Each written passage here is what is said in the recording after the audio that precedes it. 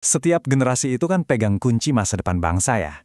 Tapi gimana jadinya kalau generasi penerus kita ini justru lagi menghadapi tantangan yang, wah, belum pernah ada sebelumnya? Nah, kali ini kita akan coba bedah bareng-bareng sebuah rencana besar buat ngebentuk karakter anak-anak Indonesia. Dan kuncinya ternyata dimulai dari hal-hal yang super mendasar. Tapi sebelum kita ngomongin solusinya, kita mesti lihat dulu seberapa besar sih sebenarnya masalah yang lagi kita hadapi ini. Soalnya, ada kekhawatiran yang benar-benar nyata dan mendesak soal arah generasi muda kita sekarang. Nah, pertanyaan dari Profesor Abdul Muhti ini, jujur ya, nusuk banget. Gimana anak-anak muda kita sekarang jadi generasi nokturnal? Generasi yang tidurnya malam, bangunnya siang.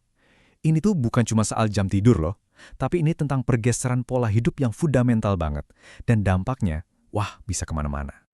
Dan ternyata masalahnya jauh lebih dalam dari sekedar pola tidur. Coba kita lihat data-data ini. Ini beneran bikin merinding. Bayangin, hampir 1 juta pelajar kena judi online. Terus, lebih dari 30% remaja di Jakarta itu kecanduan gawai. 2/3 anak kita terpapar pornografi. Dan yang nggak kalah serius, 1 dari 3 remaja punya masalah kesehatan mental. Ini udah bukan lagi sekedar tren, ini udah level krisis. Nah, dari semua tandangan tadi, akhirnya muncullah satu sebutan yang mungkin sering kita dengar. Generasi strawberry. Jadi idenya tuh, mereka ini kreatif banget, penuh ide cemerlang, tapi begitu kena tekanan dikit, gampang rapuh, gampang penyok gitu. Istilah ini sebenarnya nangkep kekhawatiran kita semua soal ketahanan mental dan emosional generasi penerus. Oke, jadi pertanyaannya sekarang jelas banget kan? Ngelihat semua ini, terus rencananya apa? Apa yang mau kita lakuin? Nah, jawabannya ternyata nggak dimulai dari sesuatu yang benar-benar baru, tapi justru dari memperkuat fondasi yang sebenarnya udah ada.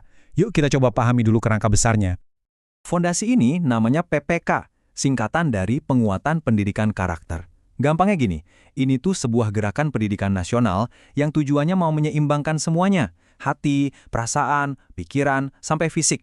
Biar apa? Biar karakternya terbentuk utuh, nggak timpang. Dan yang keren ya, semua sistem ini tuh dibangun di atas 5 nilai inti. Ada religiositas, nasionalisme, integritas, gotong royong, dan kemandirian. Nah, anggap aja kelima pilar ini kayak cetak biru atau blueprintnya gitu, buat sebuah gerakan baru yang jauh lebih praktis dan bisa dilakuin sehari-hari. Oke, pertanyaannya, gimana caranya kita nerjumahin 5 nilai yang keren tadi jadi sesuatu yang bisa dilakuin anak-anak setiap hari? Nah, disinilah kita masuk ke bagian aksinya, bagian prakteknya. Jawabannya adalah G7KAI. Ini singkatan dari Gerakan 7 Kebiasaan Anak Indonesia Hebat. Intinya, gerakan ini ngambil nilai-nilai besar tadi, terus dipecah jadi 7 kebiasaan yang super simple, yang bisa dilakuin setiap hari. Tujuannya jelas, menanamkan kebiasaan baik ini sedini mungkin. Jadi, apa aja sih 7 kebiasaan ini? Oke, kita mulai. Pertama, bangun pagi. Ini jelas buat ngelawan generasi nokturnal tadi ya, sekaligus buat melatih disiplin. Kedua, beribadah. Ini penting banget buat ngebangun fondasi spiritual dan kompas moral mereka. Ketiga, berolahraga. Biar fisik kuat, mental juga sehat. Ini penting banget buat ngelola stres. Keempat, makan sehat dan bergizi. Ini soal kesadaran buat ngerawat diri dari dalam, biar otak sama badan tumbuh maksimal. Kelima, gemar belajar. Biar rasa ingin tahunya terus ada, biar jadi pribadi yang adaptif sama perubahan zaman. Keenam, bermasyarakat. Ini praktiknya gotong royong lah, biar pintar bersosialisasi, punya empati, dan bisa kerja bareng. Dan yang terakhir, ketujuh, tidur cepat. Nah, ini pasangannya bangun pagi. Jadi siklusnya lengkap, biar badan dan pikiran bisa istirahat dan siap buat besok. Oke, itu tadi 7 kebiasaannya. Kedengerannya bagus ya. Tapi gimana sih prakteknya di sekolah? Seperti apa wujud nyatanya program ini setiap hari? Nah, salah satu kunci implementasinya itu ada di rutinitas yang namanya pagi ceria.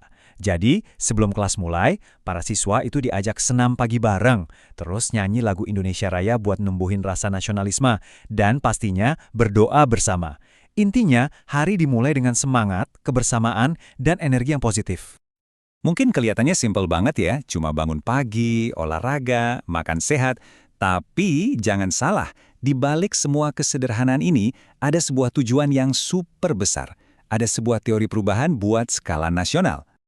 Dan gambar ini nunjukin logikanya dengan jelas banget. Gini alurnya, Semua dimulai dari pembiasaan, yaitu kita ngelakuin sesuatu berulang-ulang. Nah, lama-lama hal itu jadi kebiasaan, sesuatu yang kita lakuin otomatis, nggak pakai mikir. Kumpulan kebiasaan inilah yang akhirnya ngebentuk kepribadian atau karakter kita. Dan bayangin, kalau kepribadian unggul ini terbentuk secara massal di banyak orang, ujung-ujungnya itu akan membangun sebuah peradaban. Jadi, poin utamanya, poin krusialnya, ya ini, kekuatan dari hal-hal kecil yang dilakuin secara konsisten. Itulah jantung dari gerakan ini. Intinya, jangan pernah remehkan kekuatan sebuah kebiasaan sekecil apapun itu. Dan ini membawa kita ke pertanyaan terakhir yang penting banget buat kita renungkan bersama.